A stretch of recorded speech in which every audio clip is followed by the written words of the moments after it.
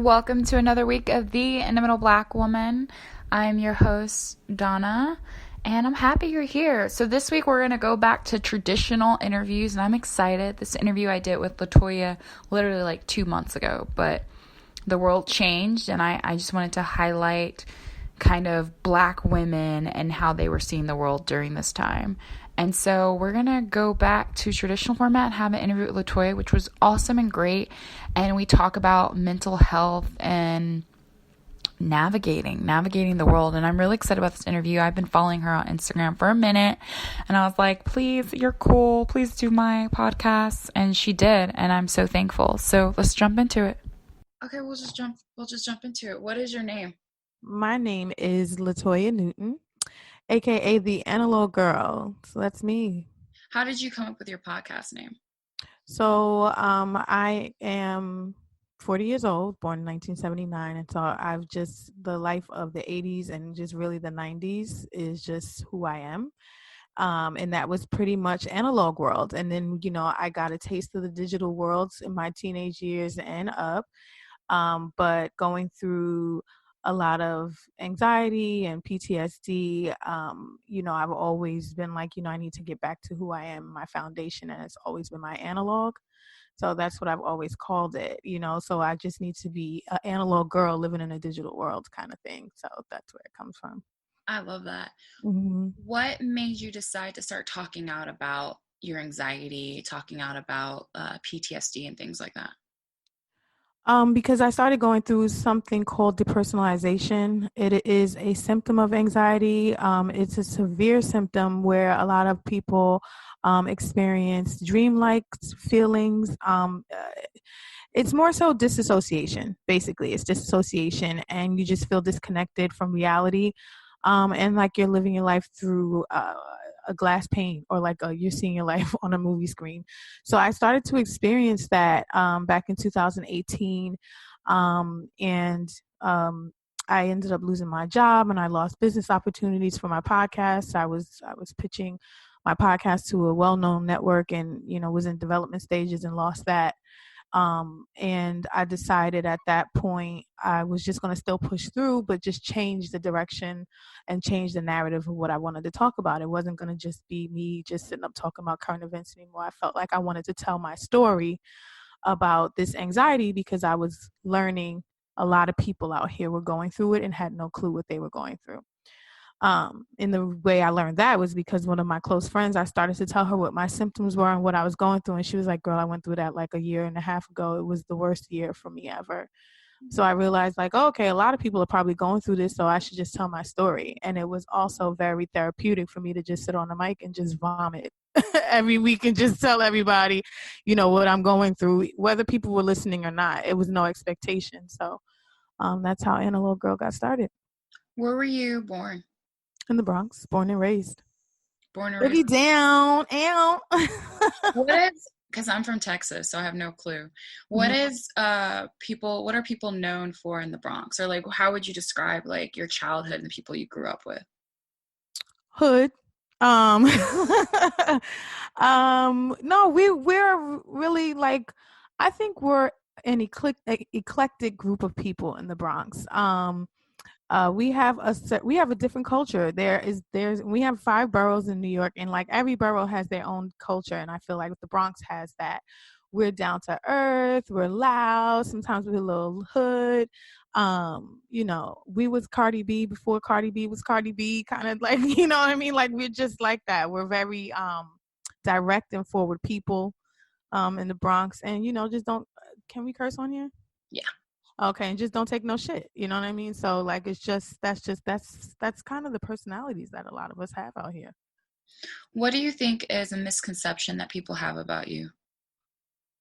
That some people I think that I'm mean, from what I've understood, or that I'm just aggressive. Sometimes people think that I'm aggressive. I wouldn't say mean. I think that some people mistake my directness with aggression. But I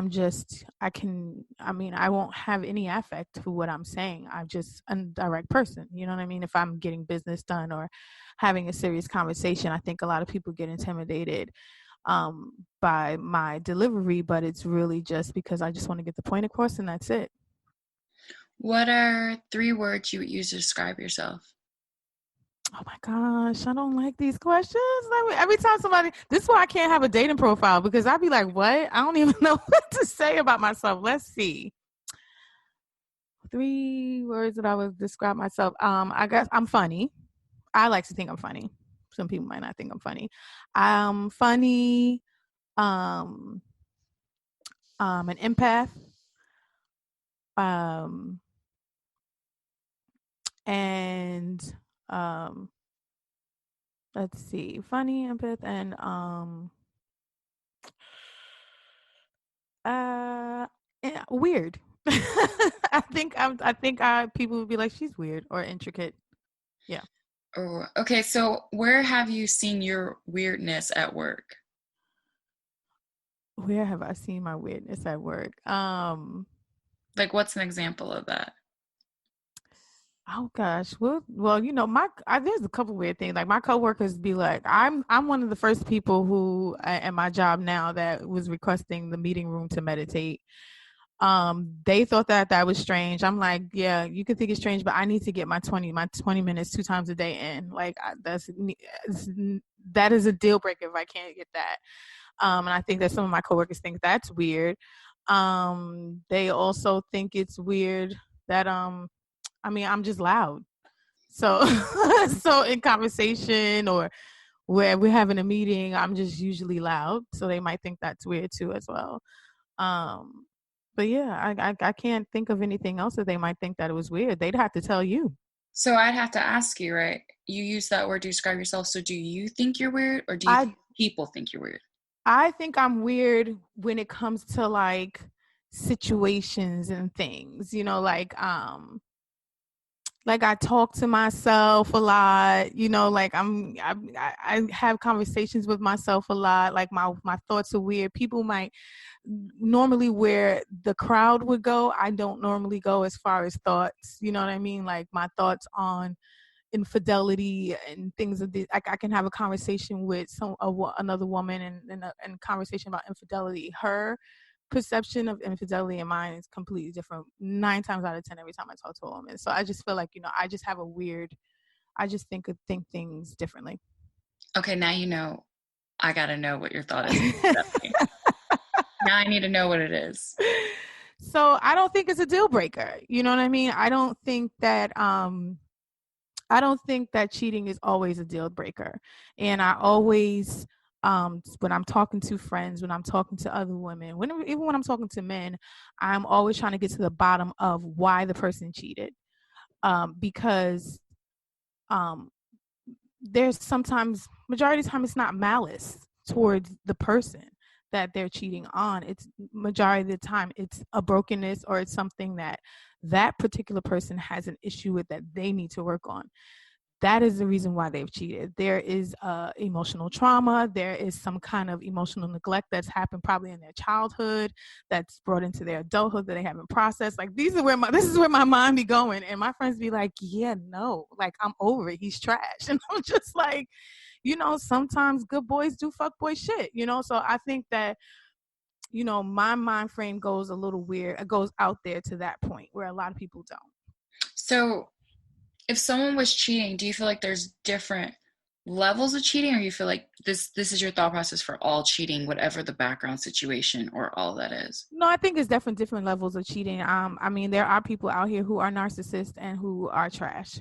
I definitely think that. But then I do think that there are other people who don't have self control, who do suffer with certain different things that they've gone through in their lives, and they just cannot commit.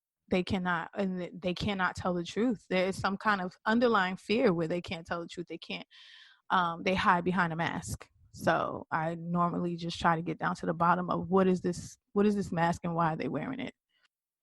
I've learned that I've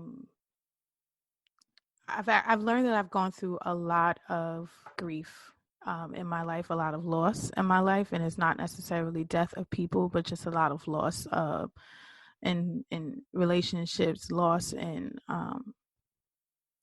connections, loss in jobs, and things like that in home. I was homeless twice, and I never processed any of that. I was just one of those girls. I have to keep on ticking. I have to keep on going. I just got to figure out a way to survive. And what I learned about myself, even going through the process of the depersonalization, is that I really need to sit down and process this stuff and like really learn who I really am at the core, and love who I am at the core. I don't think that I had a strong connection and a strong sense of self and a strong love for myself. So that's really what I learned. What is a way that you are working to change that, or to allow yourself to be able to grieve? Therapy. Sitting up with my therapist has been tremendous. It's been a tremendous help. She's amazing. And just I think that I have learned to be a little more kinder to myself. I'm not going to say that I'm Mm. kind to myself all the time, but I've learned. Why am I getting emotional right now? Getting ready to tear up. I just learned that um it's okay, like I think that I've come to terms with a lot of things that happen in my life, come to terms with the mistakes that I've made and the people who've made mistakes over my life, and just being kind to that process is what I've learned. Mhm. When it comes to therapy, sometimes I think there's this narrative that we have that, like in the Black community, like therapy isn't accepted. I'm curious from your point of view, do you feel like that is still how we perceive it, or you feel like a shift is there or not? I think that is still how we perceive it. I think that women of color, especially, and I will say Black women specifically, we need sometimes a little coaxing, a little coaching to get on the couch, which is fine, because of just the things that we've been taught, the things that we've been through. But I definitely do see it still being um, um, some walls up for a lot of women that I know that don't really see the benefit of going to therapy. So I've even had to encourage one of my girlfriends recently to go to therapy, and she's started going, and she's starting to see a difference. And at first, because at first you're not going to see it just doesn't happen overnight. You know what I mean? And sometimes those therapy sessions can be so rough when you're just processing so much and you're talking about so much. So people tend to run away from that. But that is the therapy working. So that's what I've been really coaching and trying to tell people and tell women about, um, and try to break that stigma, but it's still definitely still out there that people just don't feel comfortable and don't feel safe to sit on a couch and just talk to a stranger about anything. Whereas me, I felt comfortable with it because it's like I can tell this lady anything and she don't know me. You know what I mean? She don't know me. It's not gonna go anywhere. So that's why I try to tell people too. It's like this person is like you can tell this person everything and it's never gonna go anywhere. What has been the biggest benefit of therapy in your eyes? Um the biggest benefit has been, I would still have to say again, is just learning how to just be with me, and like seriously sitting down and being with me. I think that for many many years I didn't have a horrible life, but I think a lot there were things that happened to me that caused me to live on autopilot. So I think that the therapy really actually had me sit down and really figure out who I am and like sit down with who I really am at the core. If you had to give yourself advice at 13, what would you say? At 13, I would say sit your ass down. At 13, I would let's see, because I was definitely out there doing some wild things at 13. I think at 13 I would be encouraging myself and telling myself that I am worthy, that I am enough. Never let anybody make you feel like you're not enough. And you don't have to prove anything to anyone. Um, and I would start to teach myself at 13 how to be confident. in who I am. Okay, so what would you say if you had to give like your 3 tips on how to be confident? What would they be? My first tip is, I think what has worked for me is, if you, even if you don't feel it, you gotta fake it until you make it. Because the more you keep pushing and the more you keep saying to yourself, I'm confident, the more, even though you walk into a room and you're nervous and you still put your head up anyway and you hold your head high, those things ultimately start to manifest itself inside of you, as real. You become confident. I know when I first shaved my head, didn't even I was putting hats on, and my mother was like, what do you, if you shaved your head, what the hell are you putting a hat on for? You know what I mean? So I just had to like tell myself, girl, you just gonna have to fake it till you make it, and just don't look at nobody while when you walk in the room. Don't focus on that. You just focus on where you're going to sit down at your table, look straight ahead, and mind your business. And just keep your head held high. Never put your head down. Smile, always smile, and let people and look comfortable even if you feel uncomfortable. So I started to do that, and then the more I started to do that, is the more I became comfortable and confident with my look. Um, and then also, faith helps my confidence. Um, the whole New Testament basically will build your confidence if you let it. It'll just let you know just how important you are to in the eyes of God, and how important you are that He created you, and He created you in His own image. So those things helped a lot in letting me know that even if someone out there has emotionally abused me or physically abused me, and made me feel less confident in who I am, that's not the final say. So I would say faith was number two, and number three is, what would be another thing that helps me with confidence? I think a lot of, also to just looking in the mirror and telling yourself you a badass bitch. You know what I mean? Like those things work. Like affirmations work. Taking the time to really stand and look at yourself in the mirror, and get comfortable with that. Uh, Mm. it works. And I think that helps to build the confidence in who you are. I noticed that I didn't often look at myself a lot in the mirror. And for others, maybe people do, but I think that worked for me. So I would say those were the three things that helped to build confidence. Why did you decide to shave your head? So it was random. It wasn't anything deep. My edges was thin. You know what I mean? I was wearing weaves and wigs, and my son was turning 21, and I was taking him to Mexico for his 21st birthday. And I kept saying, like, I don't want to go to the beach, and I go down under the water and I come back up, and the wig is out to sea like that. I just don't want to go through that. So I was like, well, I'll just shave my head because I'm going on vacation. I ain't gonna see nobody. It don't matter. So I'll just shave my head, and I went out to Mexico, and it was a hit. You know what I mean? Like, people were just like enamored with it. People still sometimes will be like, wow, this is just like the best. Like, I've never want to see you in anything else again. And sometimes I'm always like, wow, really? Like, this is like, you know what I mean? It still doesn't register to me sometimes. But it was a hit, and so I stuck with it. And it also was just cheap. I was spending thousands and thousands of dollars on hair and weaves. So it was a nice trade-off. So I've seen you talk about how some people like, sometimes think your son is like your boyfriend. Oh, yes. Can you tell can you tell me a little bit about y'all's relationship, and like I want to hear like some of the funny stories of like people thinking that was your man. Because my mom, my brother, they'll be like, "Oh, is this your little young thing?"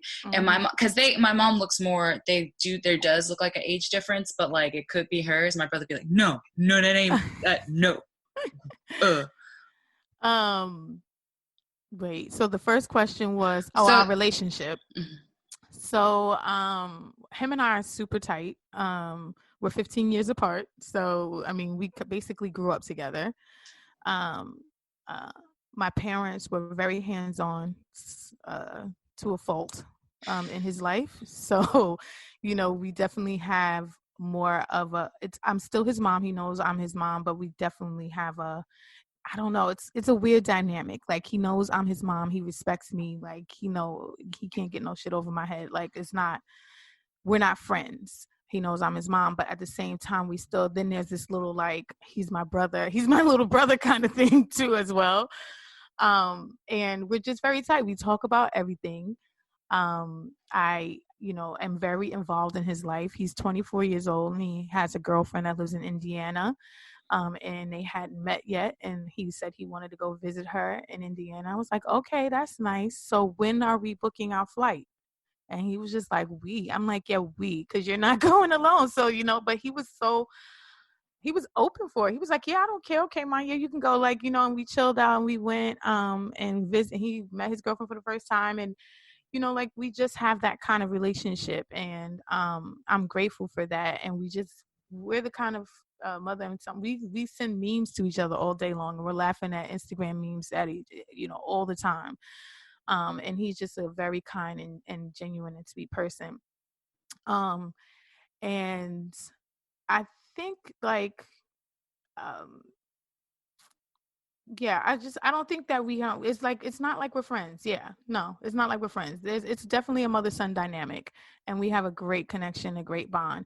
I always worry that I kind of like ruined his life because I was so young when I got pregnant, and I talk to him often about it, and he's just like, "Mom, you're bugging. Like I'm fine.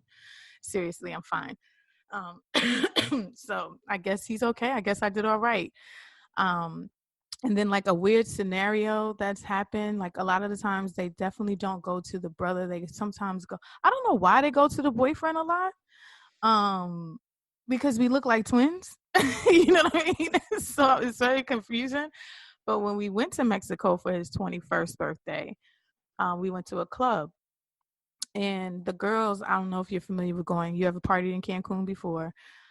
So they have shot girls that's walking around, and they're asking you constantly every 5 seconds, do you want to take a shot? So we're like taking shots, we're having a good time, and of course he's 21, so I'm letting him do his thing. And this girl was like, she goes over to me and she was like, you to him, come lick her neck, take the shot off her body, take the shots off her body. My son was like, he was so disgusted. And he was like, that's my mom. Oh my God, that's so gross. That's my mother. And she looked at me. She got so stunned. She was like, I'm so sorry. I didn't know. I'm so sorry. I'm so sorry. And I'm like, it's okay. We were getting it all the whole week we were there. We were getting like couples or that he was my little brother. So it gets like that all the time. And then, if I go shopping with him and I'm asking a question and the people will start like, disrespecting a girl was being disrespectful and like just hollering at him right in front of me, and he was like, yo, it's my mom, like it's not my sister. So she was like, I'm sorry, I thought that was your sister. Da, da, da. So yeah, we have those kind of incidents happen often. What is a misconception that you feel people have about young mothers? That were hoes. Yeah. um it's funny because I was having this conversation. I grew up, we were watching the Clark sisters, and my life was very strict like the Clark sisters. And growing up in a church organization like that, I didn't grow up in Kojic. I grew up in Cool JC, which is Church of Our Lord of Jesus Christ. And so me getting pregnant, my parents both being pastors in the church, was rough. But I definitely did get labeled as the fast one. And lies and rumors started immediately of people I was with, people I wasn't with. It was just a lot. And I think that was just the main misconception, was that I was this fast slut or hoe girl growing up. Mm-hmm. Let me You look see. so concerned. Me? No. Yes. If anything I'm concerned about, I'm always like trying to think like I'm always thinking about the next question, but I Yeah. but I want to like listen at the same time. So like the concern is more a performance anxiety. Oh no. No, Because no, you were looking like, oh God, that's just so sad. girl, I've done like 80 of these. There's a lot of stories, a lot of stuff. And it's just everyone's story is different, right? Because like Mm-hmm. I interviewed another girl who was a young mother, and like for her, she's still young. Like her son is like 8, but she was a young mother. So it's like she's at a different place with being a Mm-hmm. young mother. So it's just everyone's different. It's interesting. Yeah. Everyone's different Yeah. in that path for them. No, no, no. I was just trying to think of what to ask next. Hmm. Because so what was your childhood like? Being a pastor's kid, which they normally bad kids. My dad was a pastor's kid. Schizophrenic. I always say that being a pastor's kid, for some people, it's a schizophrenic life. There's some kids who they're on fire for Christ, so they're not leaving the church. They're doing exactly what their parents tell them to do. And then there's some like me who, we explore, but then we also have our life in church. So it becomes I have church life and then I have the life that I have with my school friends and my street friends. So you learn early on in life to balance or try your best to balance that subconsciously, because I had to be one person over there and then I had to be another person over here. So I think that it was a, like I always say, growing up was it was very schizophrenic, in that sense. It wasn't an awful childhood. There were days and that, times in church I had great times, and there were times that it was embarrassing and humiliating. When I got pregnant, and because I went through all the motions of getting sat down and couldn't sing in the choir, and the church meetings with the bishop, and it was just a lot. um, and then there was times I was hanging with friends, and those times got rough. And I was running away from home, and just trying to find myself at such a young age, because of a lot of the restrictions that I had in my household. So, but then there were also up times where my families were going on family trips. I never needed or wanted for anything. We always had shelter. My mother is a very loving and wonderful mother, and I credit her for the foundation that I have now. So, it was a up and down, pretty much normal life, I would say, growing up, as normal as possible growing up in the church, because it's just very strict. I couldn't listen to radio music. I couldn't wear nail polish. Couldn't wear earrings. Couldn't wear pants at one point. Um, so yeah, we didn't have Christmas tree growing up. My father thought that was demonic. So we have to have a nativity set, and then we put the Christmas gifts around the nativity set. So it was just different shit. It was just a lot of different shit that it wasn't the norm of what was going on in the other households. How do you feel like the relationship that you saw people around you having with God and being up in the church has affected your relationship with God now? I don't know if I'm. What do you mean? So, Like, how do you feel like the way you grew up and like seeing all these different, some things that you're like, I don't agree with, I do agree with, has it affected like your relationship with Christ now? no. Um, the only thing that I say that I would say has affected my relationship with Christ is that my father and I have a very tumultuous relationship, starting from when I was maybe 11 years old. So it was again very up and down. So one minute I was feeling extremely loved, and the next minute I was feeling like this man just doesn't even know who I am. He hates me. He just can't take my very existence. That was sometimes how he made me feel. So I would say that has um, um, caused me to have some difficulty in accepting and appreciating and knowing wholeheartedly that God loves me, Jesus loves me, no matter what. And I've had to go back to the scriptures of there is no condemnation and those kind of things to make sure that to keep affirming that in my life. So I would say that is one of the effects, that it kind of made it a little harder for me to accept love or accept that I'm a good person and I'm not doing anything wrong, because it's just I grew up always thinking I was doing something wrong.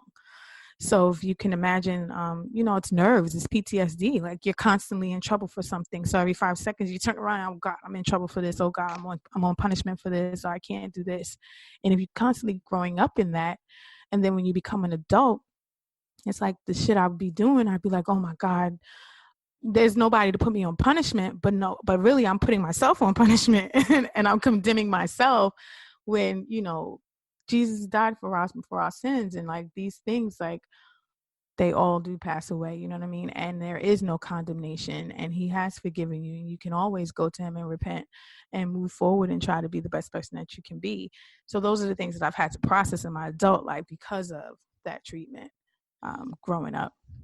Okay, so I watched I follow you on Instagram. So I Oh, remember you watching a story of yours, and it was you were talking about your friend and she shot her shot with this guy. This was like, I think this might have been a year ago, but I thought it was so funny. She shot her shot with this guy, and we're like, listen, ladies, this is what you got to do: shoot your shot. Elise. Because she had shot her shot and it happened. So I have a question: do you still believe we should go out there and shoot our shot? Absolutely.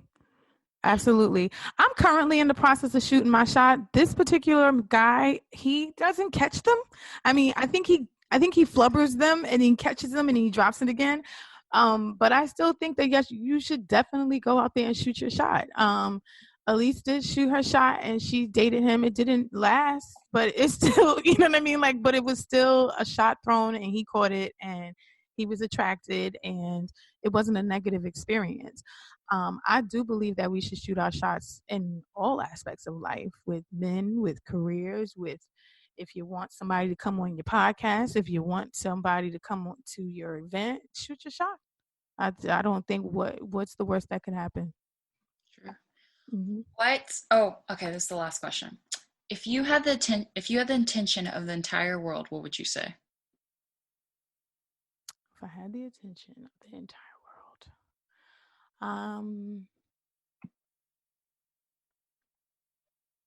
uh, shit, that's a good one. Let me get. I mean, how many minutes do I have to think You about can this? think. You can think. Do what you need to do. I'll be Let, right here.